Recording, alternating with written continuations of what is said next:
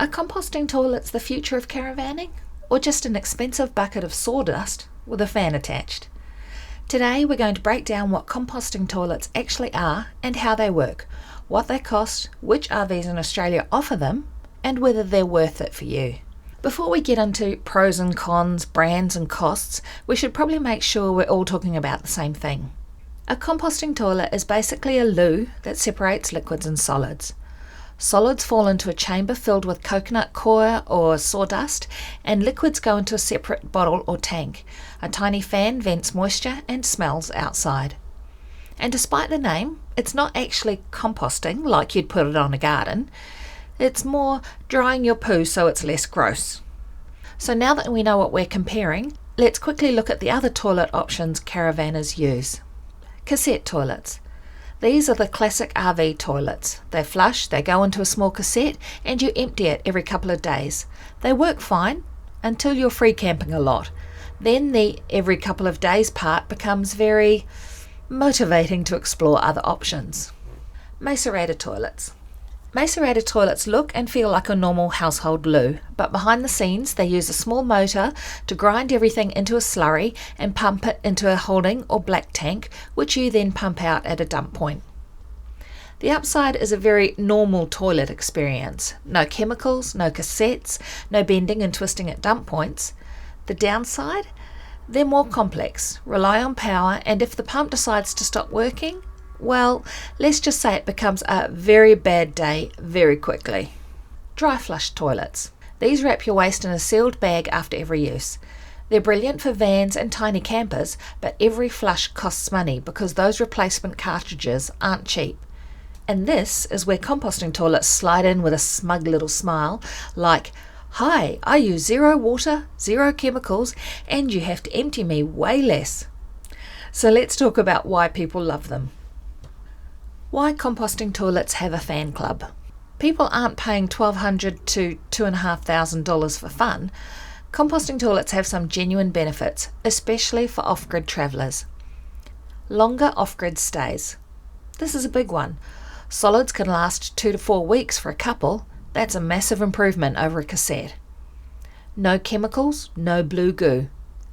If you hate the smell of chemicals or want fewer harsh products in your caravan, composting toilets are a breath of fresh, well-ventilated air. Surprisingly little smell. This is the thing that shocks everyone.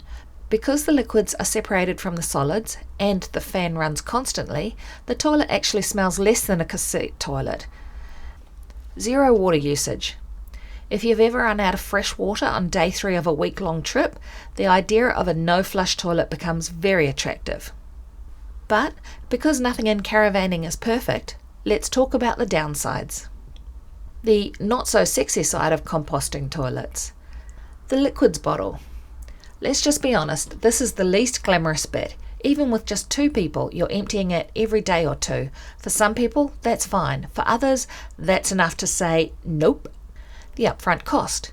A composting toilet costs between $1,200 and $2,500. That's a lot of money for something that technically doesn't even flush. It's not magic compost. People imagine that after 2 weeks you open the solids bin and it has transformed into fluffy potting mix. It hasn't. It's drier, far less smelly and way easier to handle, but it's still waste. Installation isn't plug and play. You need a vent to the outside. Some caravans are set up nicely for this, others not so much. Now that we know the good and the not so good, let's answer the next question. What does this actually cost in Australia? Depending on the brand, you're generally looking at between $1,200 and $2,100. That's just to buy the toilet, plus installation if your van doesn't already have a vent. So yeah, not cheap. Now, are these actually showing up in Australian caravans? Surprisingly, yes. Composting toilets are still niche, but they're becoming more common, especially with premium, off-road and hybrid manufacturers. Brands where you can often see composting toilets as a factory option or custom build include Australian Caravans Direct, their Boundless range, Australian Off-Road, and Zone RV. But for most mainstream builders, it's still an aftermarket upgrade, which many of them offer, so the trend is definitely growing. And of course, for every fan of these toilets, there's someone with a horror story. So let's hear from real owners. After going through heaps of reviews, the general vibe looks like this. People who love them say, "This has completely changed how long we can free camp. No chemicals, no smell, and barely any maintenance. I was skeptical, but it's honestly amazing." People who don't love them say, "We bottle. Enough said. Too expensive for what it is. My partner refused to use it, so we switched back." Great off-grid, pointless in caravan parks. Which brings us to, who are composting toilets actually good for?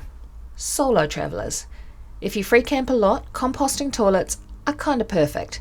Solids take ages to fill and maintenance is minimal. The only downside? You're the one doing all the emptying. Couples. For most off-grid couples, this is the sweet spot. 2 to 4 weeks between solids empties is a dream. The only ongoing drama is the liquids bottle. But everything in caravanning requires a bit of teamwork, right? Families. Okay, here's where it gets tricky. Kids can fill a solids bin incredibly fast, and some kids, and honestly some adults, look at a composting toilet like it's a medieval torture device. For families, it's only worth it if you free camp constantly. So, game changer or gimmick? Here's the honest answer. Composting toilets are a game changer if you free camp more than half the time, dump points drive you mad, you want maximum time off-grid, and you don't mind dealing with the liquids bottle.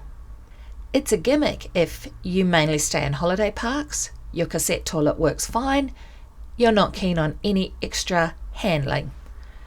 They're not perfect, but for off-grid travellers they absolutely solve a very real problem. So that's composting toilets, the good, the bad and the slightly damp. For some caravanners they're genuinely life-changing, and for others they're just an expensive experiment. Hopefully this gave you a clear picture of what to expect. If you found this helpful, give it a thumbs up, and if you'd like more Australian caravanning tips, guides and comparisons, make sure you subscribe. And watch this one next.